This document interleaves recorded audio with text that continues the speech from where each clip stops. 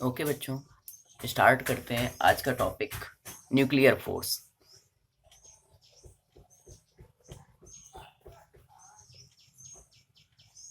कल इसके बारे में थोड़ा बहुत बताया था आपको, एक एटम के बारे में। एटम में क्या है? प्रोटॉन है, न्यूट्रॉन है, ये न्यूक्लियस है, इलेक्ट्रॉन जो मूव कर रहा है अराउंड द न्यूक्लियस, इसी को हमने क्या कहा है? एटम। इसके बारे में कल हमने बात की थी। आगे बढ़ते हैं अब इसके बारे में कि जैसे मान लीजिए यहाँ एक इलेक्ट्रॉन है। अभी आपको कई ऐसे रूल्स मिलेंगे, हर साइंटिस्ट ने अपने अलग अलग रूल्स दिए हैं एटम्स के संबंध में। बोहर भी है जिन्होंने एक अच्छा सा रूल दिया था कि यदि इलेक्ट्रॉन को बाहर से हम कुछ एनर्जी दे दें तो एनर्जी मिलने के बाद ये ऊपर वाली क्लास में ट्रांसफर हो जाता है।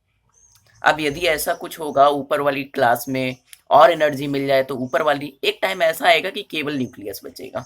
तो सपोज हमने मान लिया कि यहाँ से अब केवल न्यूक्लियस बचा है, तो अगर न्यूक्लियस बचेगा, ठीक है, तो न्यूक्लियस में क्या बचेगा? बहुत अच्छे से देखेंगे इसको। Proton plus neutron. जैसे कल हम बात कर रहे थे 11Na23। अब इसमें क्या है? 11 प्रोटॉन है, 11 इलेक्ट्रॉन है। 11 क्या हो गया? Number of electrons. 11 क्या हो गया? Number of protons. यहाँ पे क्या निकालेंगे? न्यूट्रॉन। तो नंबर ऑफ न्यूट्रॉन कितने हो रहे थे? 23 माइनस 11 12। तो इस तरीके से हम निकाल लेते हैं। तो अब यहाँ पे बात करें प्रोटॉनों की, तो एक छोटा सा हम पार्टिकल ले लेते हैं हीलियम को। हीलियम में क्या होता है? 2He4। जरा इसमें काउंट करते हैं कि इलेक्ट्रॉन कितने, प्रोटॉन कितने, न्यूट्रॉन कितने। तो नंबर ऑफ इलेक्ट्रॉन है 2, नंबर ऑफ प्रोटॉन है 2 और नंबर ऑफ न्यूट्रॉन है 4 माइनस 2 यानी 2। अब यहाँ पे हमने कहा कि इलेक्ट्रॉनों को तो हमने हटा दिया, केवल न्यूक्लियस बचा हुआ है। तो नंबर ऑफ प्रोटॉन और नंबर ऑफ न्यूट्रॉन कितने हो गए? 2, नंबर ऑफ प्रोटॉन है 2, नंबर ऑफ न्यूट्रॉन है, यानी एक न्यूक्लियस आपका इस प्रकार से बचा है पी पी एन एन, यानी number of proton 2, number of neutron 2। Okay बच्चों, अब जरा इसको और अच्छे से समझते हैं हम।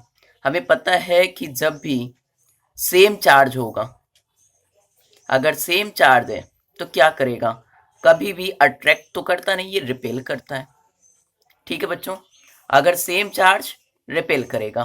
अगर अपोजिट चार्ज होगा, एक प्लस का एक माइनस का, तो ये दोनों क्या करेंगे? ये दोनों अट्रैक्ट करेंगे। तो इनमें कौन सा फोर्स है? अट्रैक्शन है। इसमें कौन सा है? रिपल्सन। ये दोनों एक दूसरे से को दूर हटाना चाह रहे हैं और ये दोनों एक दूसरे क्लोज आना चाह रहे हैं। तो यहाँ अट्रैक्शन फोर्स कब है? जब अपोजिट चार्ज है। अपोजिट चार्ज में अट्रैक्शन फोर्स और सेम चार्ज में रिपल्सन। ठीक है बच्चों, आगे बढ़ते हैं। यहाँ पे न्यूट्रॉन, न्यूट्रॉन का को आप ऐसे भी समझ सकते हैं। न्यूट्रॉन में ये दो शब्दों से मिलकर बन रहा है। एक तो न्यूट्रल समझ में आ रहा है हमें, और दूसरा बन रहा है आयन, यानी जिसके पास न्यूट्रल आयन है यानी जीरो आयन है। यानी यहाँ पे क्या है? ये नो आयन, इसके पास कोई आयन नहीं है, नो चार्ज। अब चार्ज किसके पास है?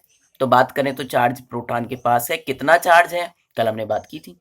तो चार्ज ऑफ प्रोटॉन, कितना चार्ज है? तो हमने देखा था कि कल इसको हमने प्लस ई मान लिया था। इसका चार्ज हमने प्लस का 1.6 10 टू पावर माइनस 19 कूलाम रखा हुआ है। ओके बच्चों, अब यहाँ पे देखते हैं कि पहला प्रोटॉन यही चार्ज, सेकेंड प्रोटॉन, यानी एक तरीके से ये भी पॉजिटिव ई हो गया और ये भी पॉजिटिव ई है। तो क्या होगा? जब पॉजिटिव ही दोनों न्यूक्लियस के अंदर है तो कहीं ना कहीं ये दोनों क्या करेंगे? रिपेल करेंगे, क्योंकि सेम चार्ज है तो रिपेल करेंगे, तो रिपल्सन फोर्स लगेगा। ओके, अब यदि यहाँ पे रिपल्सन फोर्स लगेगा तो क्या होगा? एक इलेक्ट्रॉन ये, एक इलेक्ट्रॉन ये दोनों क्या करेंगे? भीतर ही इसको, जो न्यूक्लियस है, कहीं ना कहीं तोड़ने का काम करेंगे। तो यहाँ पे क्या होगा? अगर इलेक्ट्रॉन निकल चुका है बट यहाँ पे दोनों इलेक्ट्रॉन एक दूसरे से क्या करेंगे? तोड़ने की कोशिश करेंगे ताकि ये न्यूक्लियस को तोड़ के बाहर निकल जाए, क्योंकि इनमें कौन सा फोर्स लग रहा है? रिपल्सन। बट यहाँ पे बड़ी बात है कि ये दोनों तोड़ नहीं पाते इस न्यूक्लियस को। क्यों? अभी तो हम बात कर रहे हैं केवल और केवल हीलियम की। जब हम 11Na23 की बात करेंगे तो 11 प्रोटॉन होंगे और इसकी रेंज भी बहुत छोटी होती है। ठीक है बच्चों, ये रेंज ही इसकी बहुत छोटी है, लगभग इस पूरे की एटम की 1 फर्मी होती है रेंज। 1 फर्मी का मतलब हो गया 10⁻⁻15 मीटर, बहुत छोटी रेंज में है। तो जब बहुत छोटी सी रेंज है और उसमें ही इतने प्रोटॉन होंगे तो ये तो बहुत क्लोज है, बल्कि यहाँ पे रिपल्सन भी लग रहा है, तो इन्हें तो न्यूक्लियस को तोड़ देना चाहिए, बट ये नहीं तोड़ पाते। और जब नहीं तोड़ पाएंगे तो क्या होगा, ये इसी के अंदर बंधे रहेंगे। और इसको बांधने का काम कौन कर रहा है? इसको बांधने का काम कर रहा है ये न्यूक्लियर फोर्स। आगे बच्चों, ये न्यूक्लियर फोर्स कहाँ? केवल छोटी सी रेंज पे, बहुत स्मॉलर रेंज है इसकी, बहुत छोटी रेंज है, ये स्मॉलर रेंज में वर्क कर रहा है। ठीक है, it works on smaller range.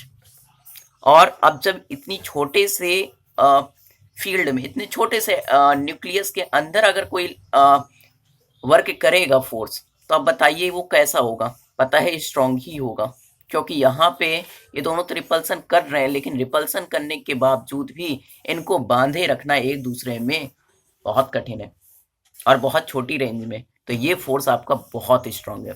इसलिए ये फोर्स आपका, अभी हमने 2 फोर्स की बात की थी, ग्रेविटेशनल फोर्स के बाद इलेक्ट्रोमैग्नेटिक फोर्स, तो ये इन दोनों से भी बहुत मजबूत है, यानी कि कह सकते हैं सबसे स्ट्रॉन्गर फोर्स है। तो स्ट्रॉन्गर फोर्स आपका न्यूक्लियर फोर्स है। ठीक है बच्चों, स्ट्रॉन्ग फोर्स है आपका न्यूक्लियर फोर्स। बाकी दोनों कैसे थे? वीक फोर्स है। तो यहाँ पे अब ये क्या करेगा, क्योंकि अगर ये दोनों में रिपल्सन रहेगा तो ये तो तोड़ देगा इसको। ये तो ऐसे है कि न्यूट्रॉन, इसके पास तो चार्ज है भी नहीं, तो इनमें तो कोई ना रिपल्सन है ना अट्रैक्शन है। ये तो केवल एक तरीके से देख रहे हैं इनको कि इन दोनों में रिपल्सन हो रहा है कि अट्रैक्शन हो रहा है, तो ये कोई काम के नहीं है। बट यहाँ पे प्रोटॉन प्रोटॉन क्या कर रहे हैं, इन दोनों में अट्रैक्शन किसी तरह हो जाए ताकि ये दोनों सबके सब बंधे रहें। वो फोर्स यहाँ पे है आपका न्यूक्लियर फोर्स। यानी न्यूक्लियर फोर्स कैसा है? अट्रैक्शन यहाँ पे क्रिएट करेगा, तो अट्रैक्शन फोर्स है, बहुत स्ट्रॉन्ग अट्रैक्शन शो करता है ये। ठीक है बच्चों, क्लियर है? ओके।